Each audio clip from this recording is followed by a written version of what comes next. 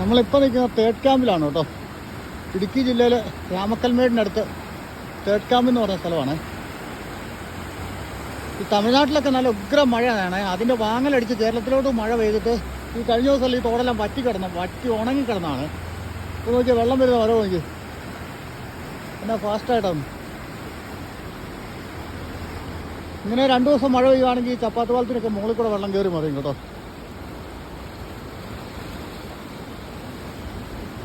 പുഴ നിറഞ്ഞു വെള്ളം.